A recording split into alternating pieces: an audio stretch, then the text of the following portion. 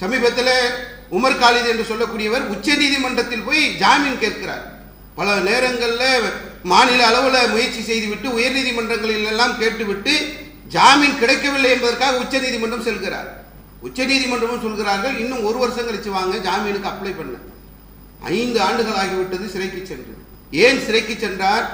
ஜனநாயக அடிப்படையிலே மக்களுக்கு விழிப்புணர்வு ஏற்படுத்தினார். சிஏஏன்னு ஒரு சட்டத்தை கொண்டு வருகின்ற போது இது கருப்பு சட்டம் என்ற அந்த பிரச்சாரத்தை செய்ததற்காக சிறையில் அடைக்கப்பட்டிருக்கிறார். இதுவரைக்கும் அவர் விசாரிக்கப்படவில்லை, அவர் மீது உள்ள குற்றம் நிரூபிக்கப்படவில்லை. காரணமே இல்லாமல் 5 ஆண்டுகளாக சிறையில் உள்ளவர் கூட இன்று வெளியே ஜாமீனில் வர முடியாத ஒரு நிலை இருக்கிறது. வடமாநிலம் நிறைய இருக்கு, பட்டியல் போட்டுக்கிட்டே போலாம். இப்போ அதே அப்படி தென் மாநிலங்களுக்கு மாறி வருகிறது. திருப்பரங்குன்றம் என்ற பகுதியில் ஒரு பிரச்சனை நடக்குது.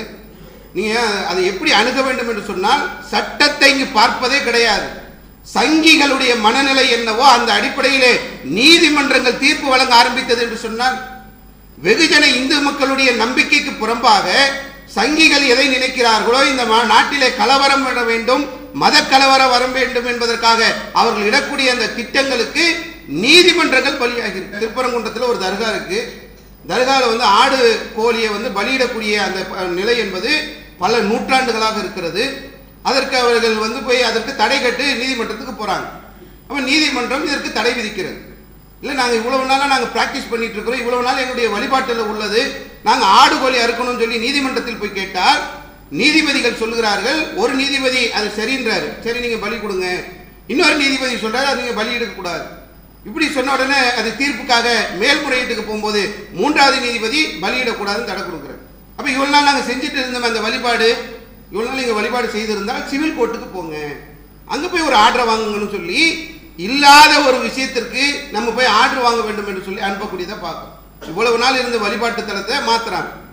அதே RSS உடைய சங் பரிவாரர்களுடைய சங்கிகளுடைய சிந்தனையை எப்படி நீதிமன்றம் பிரதிபலிக்கிறது என்று சொன்னால், உச்சி பிள்ளையார் கோயில்ல பல நூறாண்டுகளாக தீபம் ஏற்றி வரக்கூடியது எல்லா இந்து மக்கள்கிட்டையும் உள்ள ஒரு பழக்கம். அதற்கு மாற்றமாக சங்கிகள் கேட்குறாங்க, நாங்கள் தர்கா பக்கத்தில் போய் தீபம் ஏற்றினா எங்களுக்கு அனுமதி கொடுங்க.